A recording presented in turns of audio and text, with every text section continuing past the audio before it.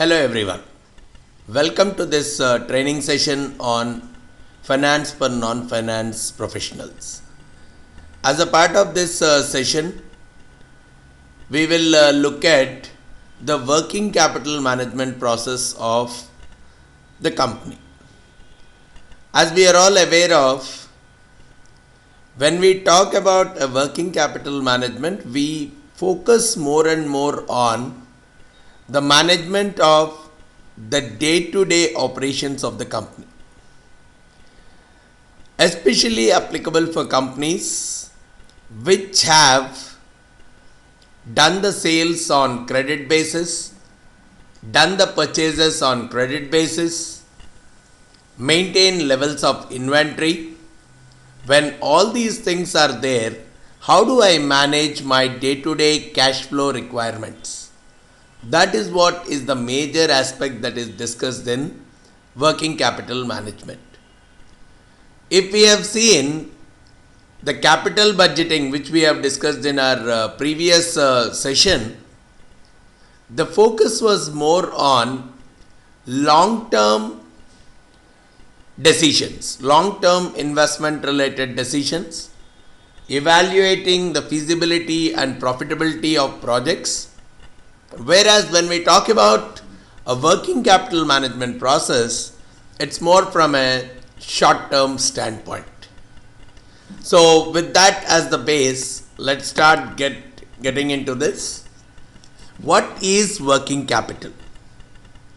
As a definition, we talk about the difference between the current assets and the current liabilities of the company.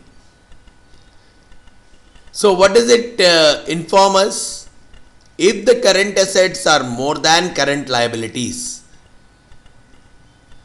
in a sense, whatever the company is planning to receive in the next 1 year, if it is sufficient to pay what the company needs to pay within the next 1 year, we say that the company is sufficient, there is a sufficiency with respect to liquidity, there is a sufficiency with respect to the day-to-day operations of the company. So that is what we say working capital is positive. And if the working capital goes negative, it means that the current assets are lesser than the current liabilities. Whatever the company is going to receive within the next 1 year may not be sufficient to pay what the company needs to pay within the next 1 year. That is what will give rise to borrowing for a short-term period, which is what we call as working capital loans. So in a simplistic essence, if I have to talk about what is working capital, the major current assets that are being looked at are three: the inventories, the accounts receivables, and the cash. These are the three things which we look at as a part of the current assets, whereas from a current liabilities, the major items that are typically focused are the accounts payables and any short-term loans or overdrafts that are typically taken. And a working capital positive denotes that the current assets are more than the current liabilities, or the reverse. And for majority of the companies, either investing in a working capital or taking a working capital loan is a very common practice, because wherever you are getting into a short-term cash flow crisis, those working capital loans are going to support that purpose. Now let's look at each of these items one by one, as we talked about the current assets being comprised of inventories, accounts receivables and cash, and current liabilities coming from accounts payables and bank overdrafts. Let's look at each of these items. When we talk about inventories, the common question that comes up is it good to have more inventory or is it not good to have more inventory? So for that, the way we may have to look at is, if I have more and more inventory, what is the disadvantage? Versus if I don't have more inventory, what is the disadvantage? If I am holding more inventory, right? It's like I have purchased the raw materials well in advance. So that money has been blocked because I'm not using that raw material immediately into the production. So there is a lost interest.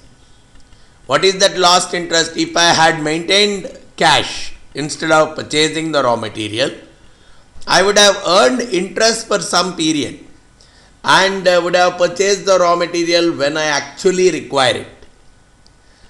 So, by purchasing the raw material well in advance and maintaining it in the form of an inventory, I am losing some interest on that. The interest here is the financial interest I am talking of. If I had not purchased the raw material well in advance and had maintained it in the form of a cash, I could have easily earned some interest on that. That is why we are calling as lost interest if I am holding more and more inventory. And now that I have purchased the raw materials well in advance, I will be incurring a storage cost. Storing that raw material until I take it into the production phase. That is where I am talking of incurring a storage cost. Then I am exposed to insurance costs. Any raw material purchased well in advance, I will be taking an insurance coverage against fire, against theft, many other perils. So because of that, I am incurring the insurance cost on that, purchasing it in advance. If I don't purchase it, the onus is still with my vendor, but once I have purchased it, the raw material is coming to my store and I would be responsible for any kind of damage that occurs to it, which means to cover myself from that, I would be taking an insurance policy which would add up to my costs. And also obsolescence. I bought a raw material, but suddenly I came to realize that the product which I am manufacturing using this raw material is out of date. I may have to furnish it with a new type of raw material. For example, I am thinking of assembling a particular computer product. I have purchased so many raw materials which are nothing but the various RAMs and the various storages and all. I have purchased them well in advance and thinking of assembling them within the next 6 months or 1 year. Suddenly after 2 months I came to realize that the RAM which I am using is outdated and I have to replace it with a higher configuration RAM. So whatever are the raw materials I have purchased, they are becoming more and more obsolete for me. So all these headaches will exist, especially when we are talking of holding the inventory well in advance. So if that's the case, is it good not to hold more of an inventory? Is it good to only order the things only when I get an order? If that's the case, I may be exposed more and more to loss of sales. Suddenly my customer may ask, do you have some of the finished goods ready in your store? I am ready to purchase already existing ones. I can't wait until you produce it and then deliver it to me. If you have any ready-made piece, I am ready to purchase it. So, if you don't keep enough of raw material or enough of finished goods in your inventory, there is a good chance that you will lose some of the customer orders and even the goodwill will be definitely lost. So, which means you cannot typically maintain a situation where you don't hold any inventories. And at the same time, production dislocation happens, which means until your raw material arrives, your production team has no work. So suddenly if there is a delay in the raw materials coming up and all, then your production team is almost idle, which means your efficiency of production is actually coming down drastically. So from that standpoint, not holding enough inventory is also a disadvantage.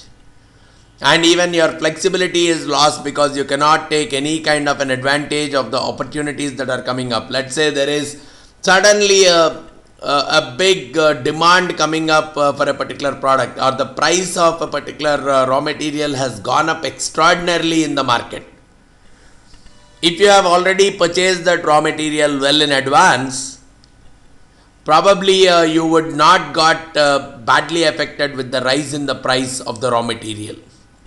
But because of not having enough inventory in your store, with even when the prices of the raw materials have gone up, you will end up purchasing it at a higher price, which means your advantage with respect to the opportunities is completely lost off. And every time you order, there is some amount of a reorder cost.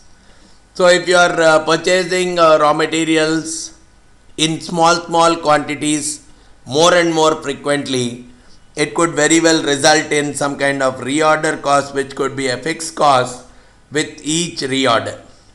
So all these kinds of problems could lead to you not maintaining enough levels of inventory, which means something which we need to understand is striking a balance between maintaining more inventory versus maintaining less inventory should definitely be taken care of.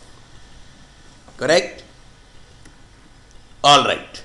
So in this, at least we were able to understand that I should not have very low levels of inventory, but at the same time I should not have too much higher levels of inventory also. Then if that is the case, what is that optimal level of inventory that I should maintain?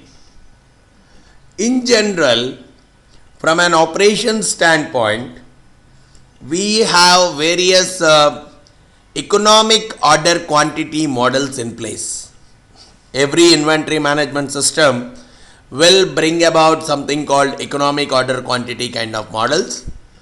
That will talk about what should be the optimal size of inventory that you need to maintain, and also what should be the optimal size of reordering that you have to do, and when should a reorder be typically made.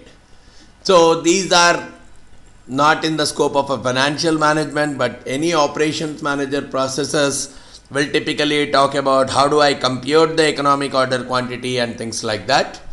So you have to really identify what is the optimum order size which you would be looking at for this kind of raw material, for each kind of raw material, for each kind of semi-finished good, and probably for each finished good. So the size and even the reorder level. What is the reorder level?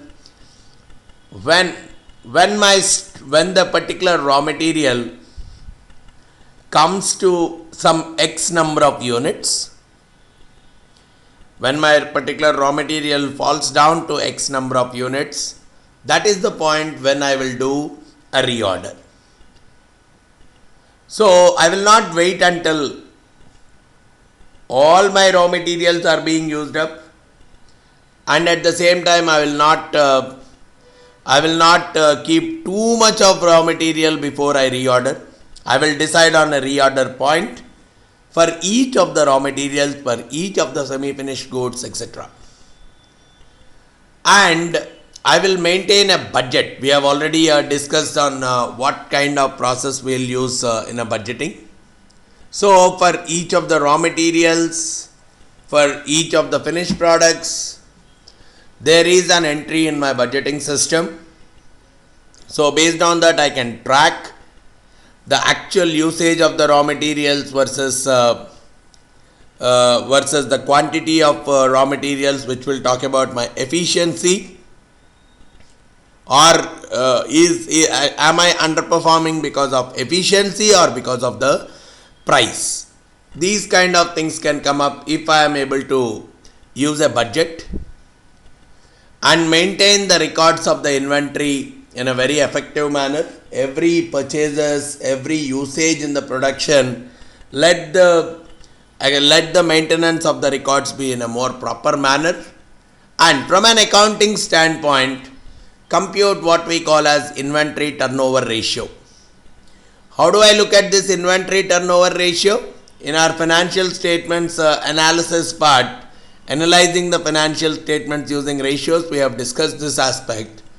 The accounting ratios which we are using is an inventory turnover, which we'll talk about either the cost of goods sold divided by the inventory, or probably I can do it as sales divided by my inventory, which means out of every, let's say the inventory turnover ratio has come out to 10. When you divide the cost of goods sold by the inventory, let's say it has come out to 10. What does that mean? For every 10 rupees of cost of goods sold, 1 rupee is present in my inventory, which means almost 10% of the goods are present in the inventory, 90% of the goods are sold.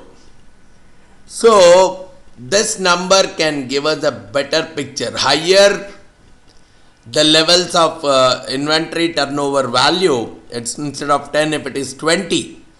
For every 20 rupees of cost which I incurred for producing, 1 rupee is still a part of my inventory. So it's only 5% which is present in my inventory, and remaining 95% is sold off. So inventory turnover ratio is a better ratio to compare, one, across the previous years of the company, and two, with the competitors' figures. I have to always evaluate, is my inventory turnover ratio much bigger than that of my competitors or much smaller than that of my competitors, because both of them are equally harmful. This is what we have discussed in our earlier slide. Maintaining too much of inventory is also a problem. Maintaining too less of an inventory is also a problem. So what is the optimal level? One way I look at it is compare myself with my competitors and peers in the same industry.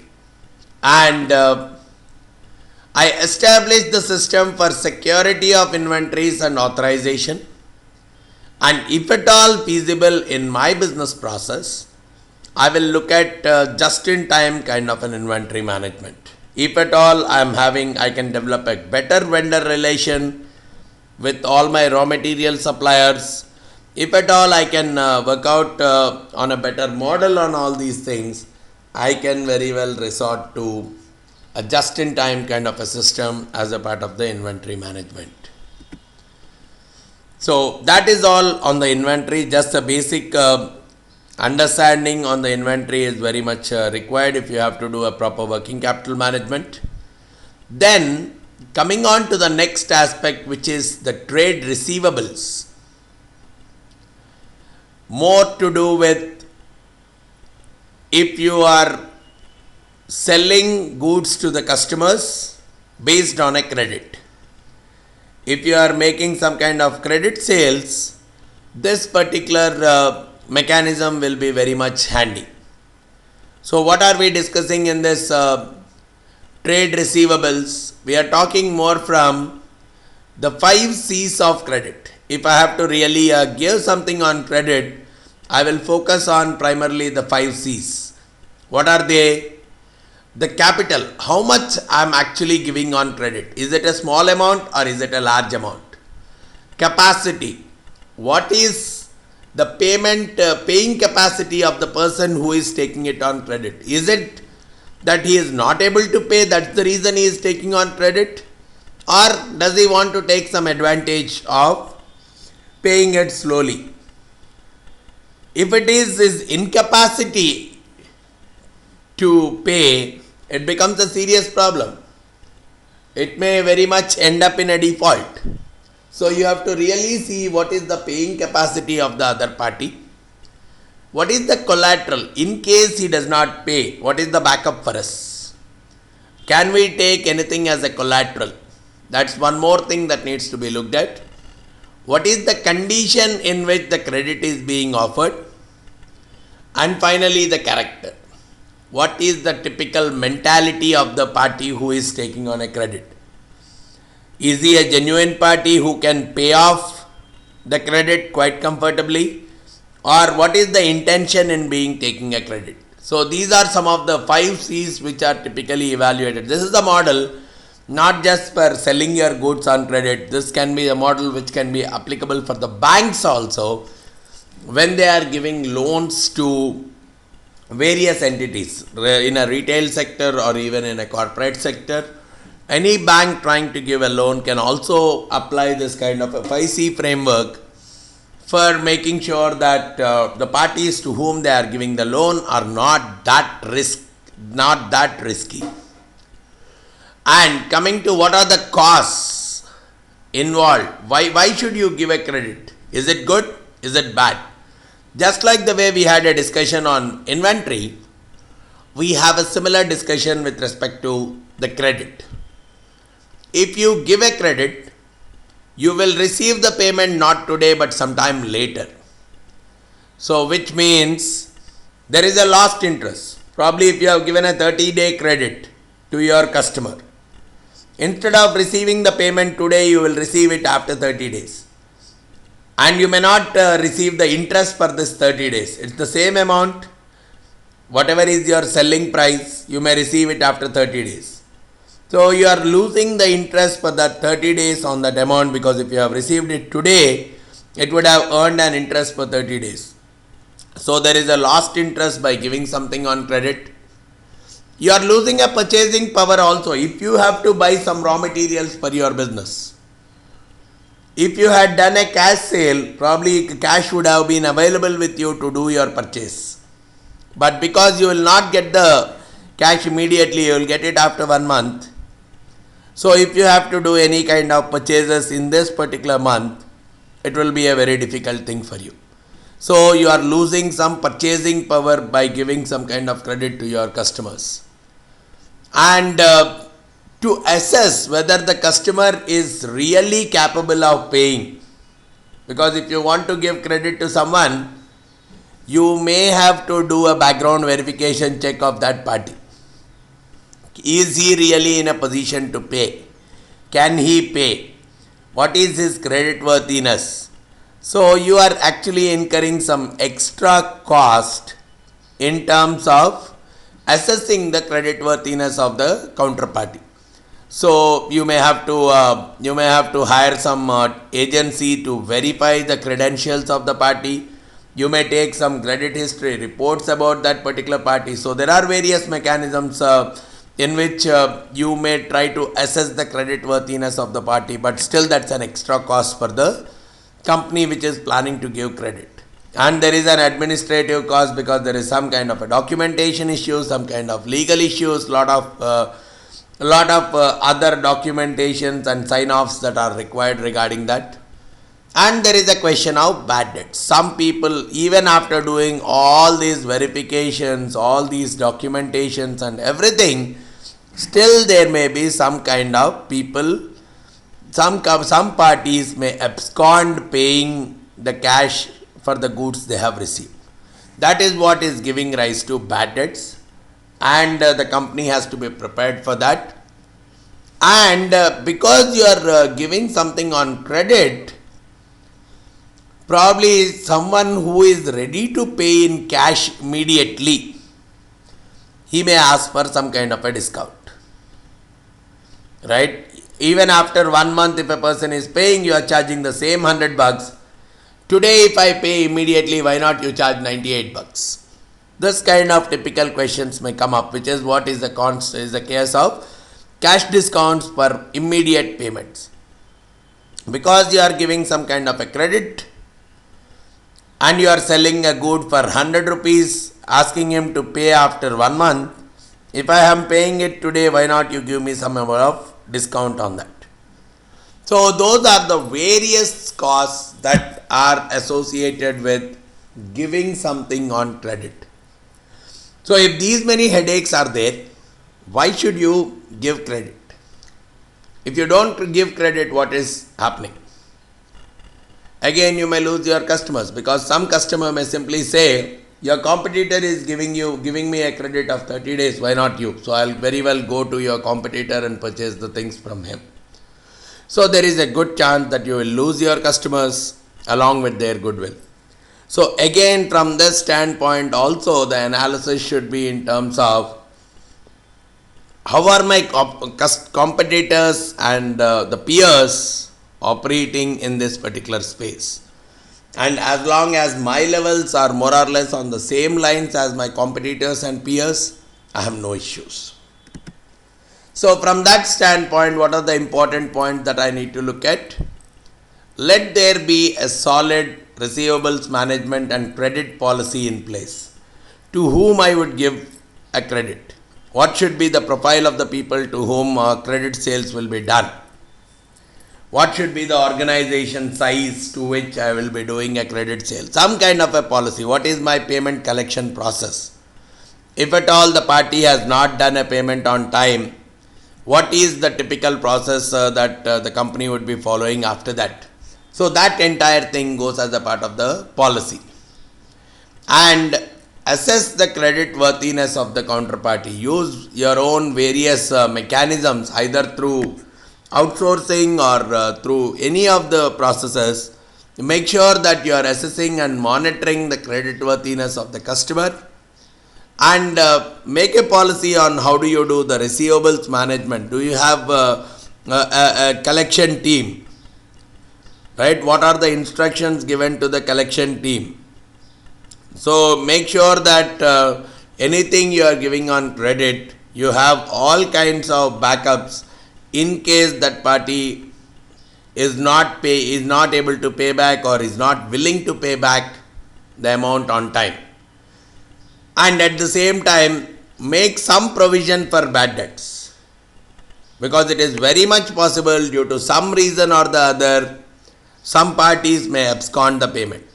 And based on your historical experience, let's say I have sold some $100,000 on credit, but $1,000 I was not able to collect. So based on that, make some kind of an adjustment saying 1% of whatever I sell may go as bad debt. Something like that. Based on your previous history and based on your experience, you can very well do a provision for bad debts. Be prepared that I will lose at least that much. And from an accounting or from a financial statement standpoint, use the ratios like receivables turnover or average settlement period. How do you get the average settlement period? You can very well take your accounts receivables divided by sales into 365, which means on an average how much time it is taking for your receivables to be collected into cash.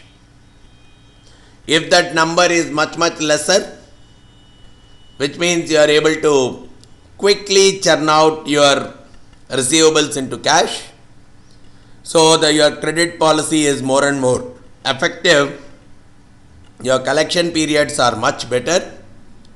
Whereas if it is the reverse, which means your average collection period is very large, it could result in some kind of defects or some kind of problem in your receivables management kind of a policy. In your credit policies, probably you are choosing the customers whose credit histories are bad, whose paying capacities is not up to the mark, their 5 C's wise they are not reliable and trustable kind of customers.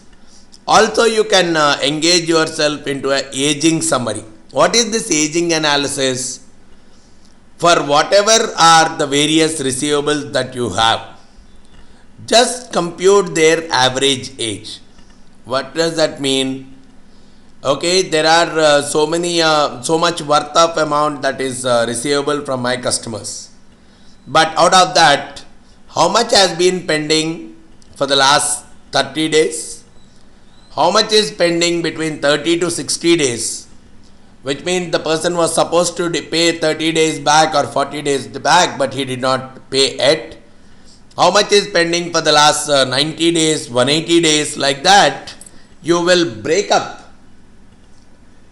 the things into below 30 days, 30 to 60 days. For various intervals, you will find out how much of your receivables are falling into each of those intervals. And that is what goes as a part of aging analysis. So if more amount of account receivables is present, in let's say 180 days plus kind of periods, probably they are the ones slowly going to be moved into the bad debts kind of arena. So that is where it is very much essential to split them up into various ages and try to analyze how much amounts are pending from what period of time. That is what we call as aging analysis. Right? Different customers have to pay different amounts and it has been pending for what amount of time. That is what is being typically given as a part of my aging policy and aging tools.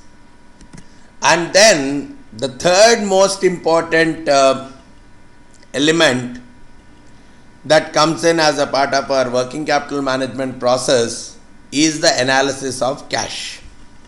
Because the three most important current assets which any company would be holding on are the inventories, which we have discussed for some time, the account receivables, again we have spent some time on that. Now let's look at the cash portion of it before we move on to our current liabilities section.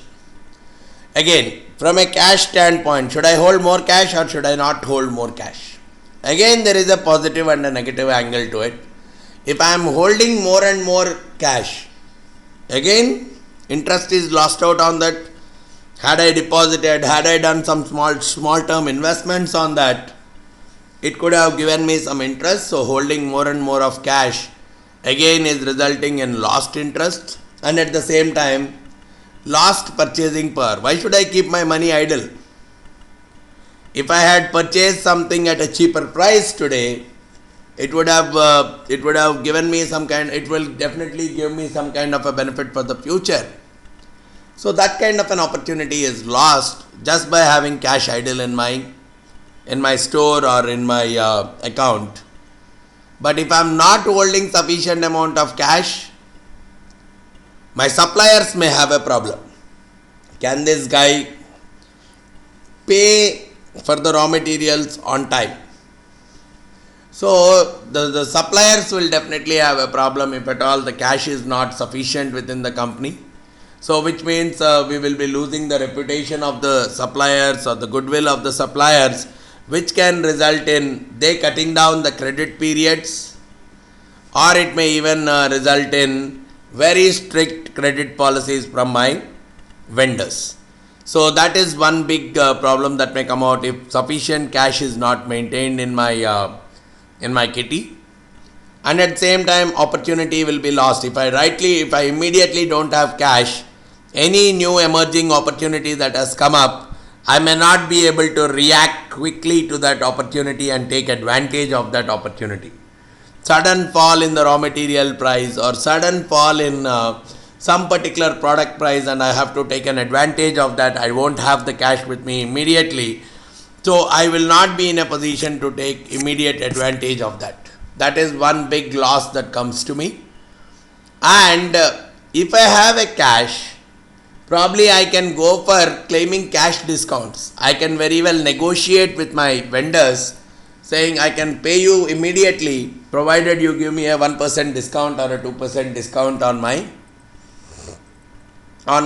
purchased amount. If you don't give me a discount, probably I'll pay after 30 days or 60 days as per our credit agreement period. But if you are ready to give me a discount of 1% or 2%, I am ready to pay it to you immediately. So those kind of bargainings and negotiations are very much possible. And we also lose out because we may have to borrow. If at all there is no sufficient cash but I still need to purchase something immediately, I may be resorting to some short-term borrowing mechanisms like overdrafts or some other mechanisms, which again could result in some kind of interest loss for me. Which are some of the disadvantages which we definitely come across in case the cash is not held in sufficient proportion. So again, just like your receivables, just like your inventories, too much cash, too less cash, both of them are equally dangerous. Correct? So from a cash management standpoint, also some of the things which experts talk about is come up with a very good cash management policy. what are the limits of cash which we would be maintaining, right? What do we do with the excess cash, or what do we do in case of there is a crisis of cash, there is a shortfall of cash. So come out with a cash management policy. Plan out your cash flows accordingly. When do you purchase? When do you collect from your customers? That entire cash flow process, let it be estimated more and more judiciously. And even when you are doing a short-term borrowing, using bank overdrafts kind of mechanism for your short-term borrowing, how effectively you can use and at what rate you are able to obtain the bank overdrafts. Make sure that you are obtaining the overdrafts at a much cheaper and flexible mechanisms, in terms of even if you are borrowing for a couple of days, let the interest rates let the interest rates not be too high or too low or too high. And in case you are getting surplus quickly, suddenly you received some kind of payments from your customers, but there is still some time to pay to your vendors. In those kind of cases, make sure that you are doing some short-term investments. Any surplus that is coming up, make sure that you are able to take that advantage of that surplus cash by doing some short-term investments on that. Look at your operating cash cycle. What is the operating cash cycle for us? Right from the time of buying the inventory to receiving the cash, and minus the payment period. So on an average, what is my collection period? Right from the day the raw material is entering my store. So how many days typically for production and sales, and how many days for cash collection after the sales is done, minus how many days I may have to typically take to pay to my vendor. So look at that operating cash cycle of the company, and based on that take the decision of the transmission of the cash. When should I borrow? When should I invest? If I am falling short of cash, let there be a quick mechanism for short-term borrowing, agreements with the banks, so that the costs of short-term financing are not that heavy. Similarly, if I am full of cash, if I am surplus of cash, let there be mechanisms where you can invest for a short period and take the advantage out of it. So the main intention of any working capital management is to limit the length of the operating cash cycle. Right? Try to reduce it as much as possible, and if possible, if it is negative, then it is like there is a chance of cash surplus. So wherein you can look at investing it for quite some number of days. Right? If the value is negative, if the operating cash cycle comes out to be negative, we can very well think of that your collection period is very early, whereas your payment number of days required to pay, average payment period is very long. In the meanwhile, you would be generating some kind of surplus in the cash, which can be reinvested and earned some extra interest on that. So from a cash management policy standpoint, the company needs to look at these kind of scenarios. So now that we have understood the three key current assets, our focus then moves on to the current liabilities aspect, which is the trade payables. Again, that is more associated with when I purchase my raw materials on credit from my vendors. Again, the same question rises up: is taking too much of a credit good or bad for the company? The answers are again similar. Too much or too less, both of them are equally dangerous. Why? If you are taking more and more credit, you are obviously paying up more amount in the form of interest.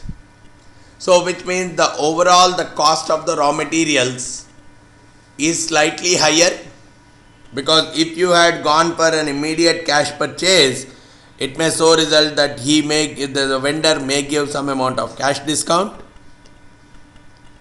and there could be some other administrative costs associated with it, and your vendor could come out with many restrictions.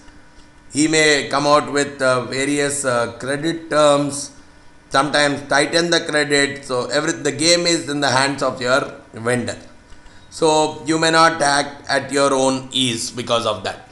But if you don't take credit, probably in most of the cases it looks like credit is like an interest-free borrowing. Instead of paying to the vendor today, you pay after 1 month. And in some number of cases, he may not charge any extra interest on that. If that's the case, obviously we are losing out on interest-free kind of a borrowing. Right? If I have to pay the same amount today or even after 1 month, it's better that I pay after 1 month. So it's as good as I've done a borrowing for 1 month without any additional interest. And there could be another scenario like I will lose purchasing power if I am paying to my vendor immediately, because cash is going away to the vendor today itself, though I can pay to him after 1 month. So I am locking up my cash, which means if some other opportunity comes for me right now to purchase, I would be short of cash. So the purchasing power goes down. And even immediately if I have to do some kind of a cash purchase, it may be inconvenient also. So from those standpoint, again from a company perspective, if at all they have to do a better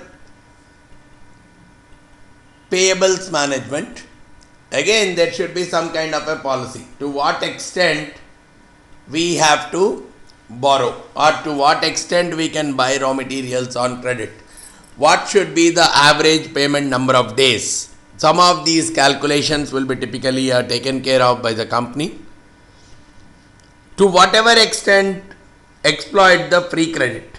Let there be not any interest because of delaying the payment. So exploit to whatever extent possible free credit, and if possible try to get some kind of trade discount, cash discounts in case you are making the payment immediately. And from an accounting standpoint, look at your average settlement period, which actually comes out as the payables divided by cost of goods sold into 365. Payables divided by cost of goods sold into 365, which is giving us a number on an average how many days we are taking to settle to our vendors. If the number is too high, then we are taking more number of days to settle to our customers, which may be good to some extent, but too high is also bad, because the vendor starts feeling insecure, and probably very soon he may impose very strict credit terms. Too less is also not good. So again, the comparison with respect to the previous periods as well as with respect to the competitors and peers and the industry average would definitely be something to be considered. So this is what we need to be comfortable with as a part of the working capital management. So we should try to understand the aspects relating to the receivables, the inventory, the payables and the cash. When I am able to do a proper management of these four aspects of the business, then the working capital management is very much effective in the process. Right? So any company you look at, you observe those four aspects in their balance sheet, and probably look at more and more details in terms of those four aspects of the company, which will definitely give a good flavor on how good is their working capital management. I hope this session has given you some level of insight into the working capital management process and the various aspects that go into the working capital management. If you have any further queries regarding this, you can feel free to give me a call on the number which I have provided below. And also you can give me, you can send an email to me at vamsidhar@pacegurus.com mentioning your doubt, and I can very well get back to you with a detailed explanation. Thanks a lot for listening to this session. Thank you very much.